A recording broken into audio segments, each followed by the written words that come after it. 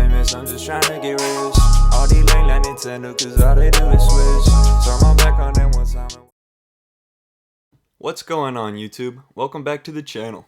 That song in the intro is actually my own, and you can find a link to that and the outro song in the description below. So anyway, today's video is all about 6ix9ine and why I believe he is actually falling off. Now, back in April when he was granted early release due to COVID, there was no doubt that he was one of the hottest rappers out. As is the case with most rappers released from jail, people want to see what they do next. And with a guy like 6ix9ine and all of the snitching rumors, 6ix9ine had an insane amount of buzz when he was first released. He absolutely smashed the Instagram Live record for most viewers at once, with over 2 million people tuning in as he promoted his first release since prison, Gooba. Everybody's saying here with 2 million viewers, right? I didn't need that. I'm the biggest artist in the fucking world. The numbers, men lie, women lie, numbers don't. Look at your viewers, look up, just look up. 2 million. Numbers don't lie. Gooba went on to break the YouTube record for the biggest 24-hour debut in hip-hop. But 6ix9ine wasn't satisfied yet. He wanted his first Billboard #1 single. So, with the help of Nicki Minaj, and lots of merch bundles that I'll get to in a second, he was able to get that first #1 song with Trolls in June. However, Trolls would go on to have the biggest fall off of any #1 song ever on the Billboard charts, as it dropped to number 34 in just 1 week. Trolls only spent a total of 4 weeks on the Billboard chart, while the two's last collaboration, Fifi, spent 20 weeks on the chart when it dropped. But like Gooba, the Trolls music video also had a massive debut on YouTube. However, there was a lot of controversy over 6ix9ine buying fake views for the videos. And while it was confirmed that he didn't actually buy any fake views, YouTube did confirm that a large number of the views came from paid advertisements. So while the Trolls video had 32.5 million views in the first 24 hours, 13.5 million of those were actually from paid ads. Now, this still means that real people did watch it that many times, but it is important to note that YouTube themselves actually does not consider these views organic. YouTube also does not consider these views eligible to be included for the 24-hour debut record. So despite the fact that real humans did watch the video, the views were essentially bought because without the money being spent on the advertisement, the view would have never occurred.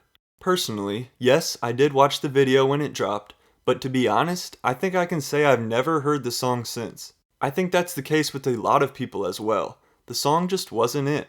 But when you have Nicki Minaj looking like this in the video, of course you're going to get millions of views. And now back to the merch bundles. 6ix9ine went all out on the bundles for Trolls, desperately trying to get it to debut at #1. Merch bundling involves the artist selling their merch online, while also including their song or album with it, thus counting it as a sale. This is a tactic that many artists have recently started doing heavily, including Travis Scott, Justin Bieber, and Ariana Grande, just to name a few. And while Trolls did debut at the #1 spot, with a lot of help from these bundles, many people don't look at it as a true #1. It clearly wasn't all because people just loved the song itself, seeing as it dropped to number 34 in just the second week. It is important to note that Billboard actually came out and said that they are no longer counting music bundled with merch or concert tickets for their charts, and they did this in mid-June, basically right after Trolls went #1. And it wasn't just Trolls that didn't last long on the charts. Gooba only spent 9 weeks, and Yaya and Punani only spent 1 week on the charts.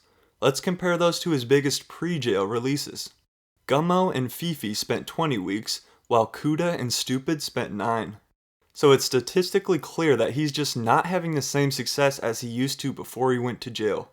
I think this could be due to a few reasons. First of all, and I think biggest of all, his recent music just isn't good. I personally was never a huge fan of any of his music, but his new stuff is just way worse. It seems like he's been chasing that old sound and style, but everything he's been releasing just isn't connecting the same with fans. Another reason he's falling off is just because all of the hype that he had is now going away. I think maybe now people are getting tired of his social media antics and just simply don't care as much anymore. Fuck yeah! Did I tell you? Did I tell you, nigga? Fuck you, I can't be stopped, nigga! Did I tell With that being said, he has really been taking his trolling to a new level lately by posting videos of him walking the streets of Chicago to help promote his new music. South side of Chicago, we pre-saving the chicken, you heard? Make sure y'all pre-save the album. He has even been trying to start beef with Chicago rappers Lil Reese and Lil Durk, leading Lil Durk to announce his new project is dropping the same day as 6ix9ine's new album, Tattletales. I personally am very interested to see how well this Tattletale album performs when it drops this week. Will he be able to get some of his hype back, and will he be able to actually release better music? Another thing I wanted to add too is that Lil Durk and Lil TJ just came out saying that they were each offered $3 million to keep trolling back with 6ix9ine. So all this shit fake, right? But let me tell you this. That bitch ass nigga Label called me. Somebody from his camp. I ain't gonna say his label. Somebody from his camp called somebody from my camp. Talking about they'd give me $3 million to keep trolling with this nigga, right? Dead. I hope y'all on here looking and listening. That shit dead, man. I never turn my back on the fucking streets. Ever. I'm the fucking voice, you know what I'm saying? That money shit ain't gonna change a motherfucker. So I ain't gonna never respond to this nigga ever fucking again, right? That kind of shows how desperate they are to keep his name relevant. And to wrap this up, I'm not saying that 6ix9ine is completely irrelevant. I'm just explaining why he is beginning to fall off. And as he keeps on with his trolling, and I'm not saying I necessarily want it to happen, but I'm honestly expecting the day when I open up my phone and see 6ix9ine gets killed. Like some of these Chicago guys he's been messing with lately do not play around. He's definitely walking a thin line there. So that'll do it for this video. What do you guys think? Is 6ix9ine falling off? Let me know all your thoughts in the comments below, and please be sure to leave a like on this video if you enjoyed it. It's a marathon, and I barely begun. Think I'm gon' quit, I'm sorry, you are sincerely wrong. I just carry on, pull up in Megatron.